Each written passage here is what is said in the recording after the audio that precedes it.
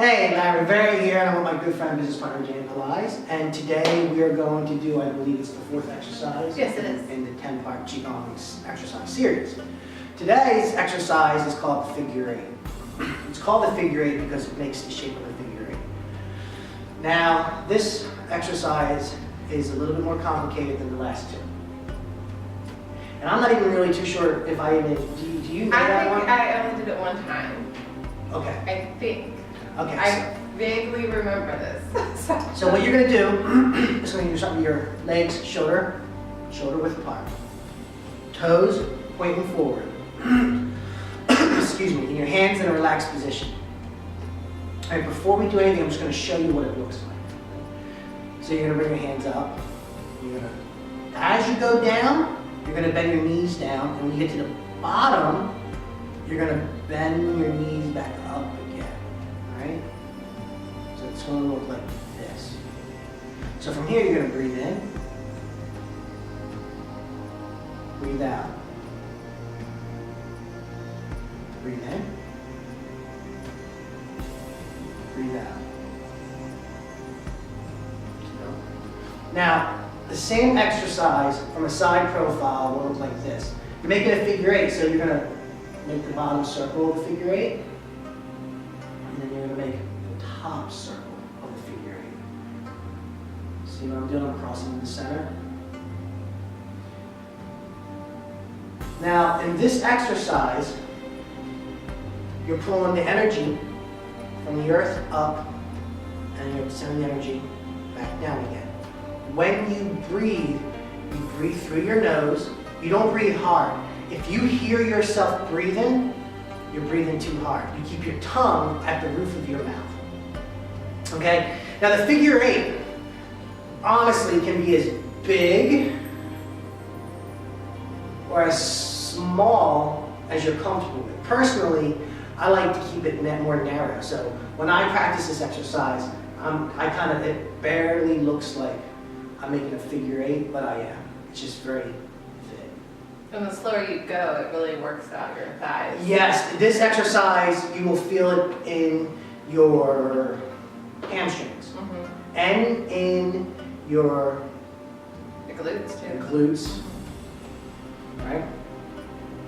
Very powerful exercise to strengthen the lower body. Right? I like this exercise. I can feel my energy a lot in this exercise. So in my mind, as I'm at the bottom part of this, I imagine pulling in positive energy and expelling negative energy.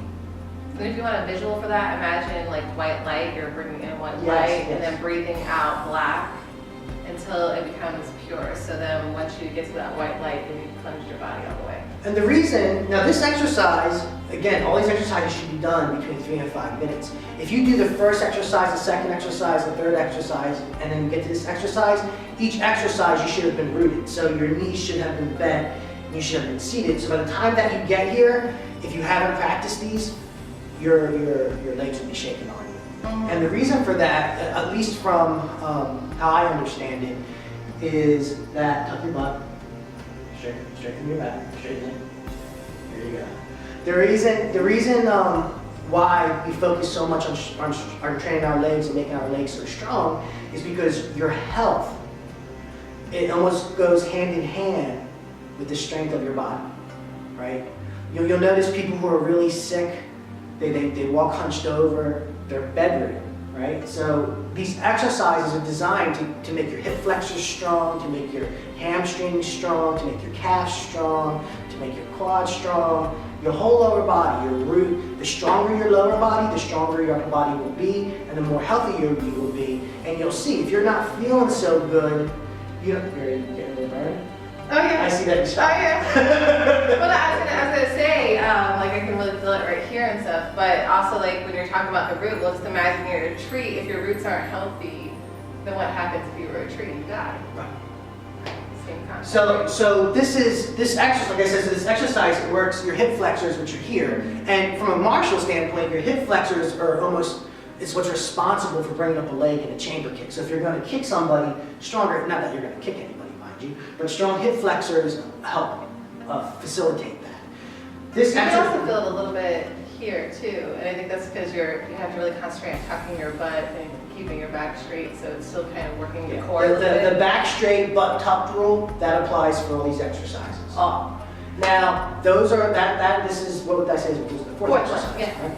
So, to wrap this video up, right, and you can go back and you can watch this video over, just remember, it's not about you should have good technique, but really the breathing and the movement itself. These exercises are really designed like a primer to get yourself moving. Right, it really gets the blood flowing. I'm just now picking up a workout routine again after taking about a year and a half off. And the first thing I did before we even started working out, when we accepted this health challenge that we're also in, was I primed myself by making sure every day I did a little bit of Qigong. So I know you said that normally these 10 exercises we're going to teach them, usually you would do them all at once, but since it's like 3 to 5 minute chunks, someone that needs to just get up and moving, like that works at an office or works, as an entrepreneur on the computer a lot, could they break it up, like where they maybe do 2 exercises for every break? Because that would be like anywhere from like 6 to 10 minutes. Yeah, you know what, you can, because it's like... To take that short break and move around and get the blood flowing again? Yes, you can do that.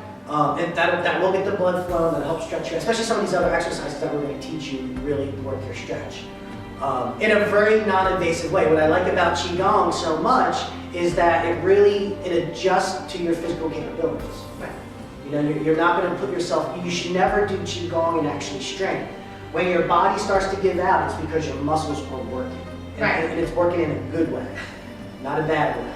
Well, I also, besides, maybe breaking it up for people that can't do it all at one chunk throughout the day, they need to, every couple hours at least take a break and move. You're supposed to take a break after every hour. Every hour. So a couple hours is really stretching, right? If you're sitting down in a chair, typing or staring, you need to take at least a 10-minute break. So it's an hour, 10-minute break, hour, 10-minute break, hour, 10-minute break. Now your boss may not appreciate that if you have a job, but they don't care about your health and your well-being, and I'm sorry, that's a fact.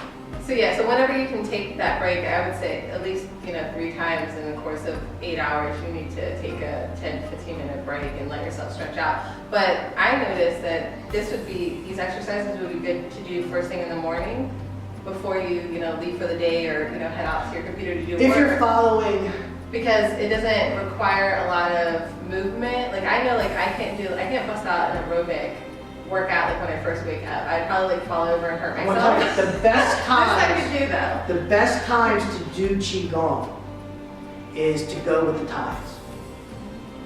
That is the best time. Anytime where the tide's going in or the tide's going out. Those hours are the best time to do it. So early in the morning, the afternoon, in the early evening. Oh, that's when I did the figure 8. It was in Miami Beach. You had me doing it with the waves. Oh yeah, I remember that. I was like, oh yeah, I remember that. Yeah, that was awesome. So those are the times, those hours, so 6 a.m., 12 in the afternoon, 6 in the evening, and I think 12 at night. Those are the best times to do Qigong. Doing Qigong, you can do whatever you want. But if you want to get all of what you can get out of it, working with the way nature has intended things to work is the best way. And if you're one of those people, because I know you're out there, that think energy, chi, and all this stuff that we're talking about is from the devil. Or if it's from the devil, I got news for you. What I'm sharing with you was discovered thousands of years ago. Well, not only that, but even in the scriptures, the meditation and stuff that our Savior did and everything, it was all based on energy, his ability to heal and do the things that he did. That's God-given. And a lot of people don't even know that the Ruach, HaKodesh, that's Hebrew for the Holy Spirit, that's energy. That's your chi, that's your life essence almost. A lot of people don't know that. So it's not hocus pocus, it's not metaphysical, it's not something not from God. And if you don't believe in any of that stuff, you're entitled to your opinion. It is scientific as well. It is scientific. So on all levels, on all realms, what I'm sharing with you is medicine, wisdom, preventative medicine that has been around for centuries and centuries and centuries, and it works. okay? So don't dismiss what I'm showing you. We're goofy. I'm showing you quick little pieces of it, and I was discussing with Jamie that later on, because I was kind of about showing this because I would need 2 hours easy to really break down how to do this, but I realized visually you can watch and you can pick up the basic essence of Right, this. and at least get moving. And you can apply this. And later on, we'll put something together that you guys can opt into, and we'll give you the whole thing. But for now, because I don't know what that's going to be, because we got a lot of projects. We're actually doing this. This is our vlog video challenge video. Right. For now, what we're giving you will get you going. So You get the blood pumping and There the you have energy it. flowing. we'll talk to you tomorrow. See you tomorrow. Bye.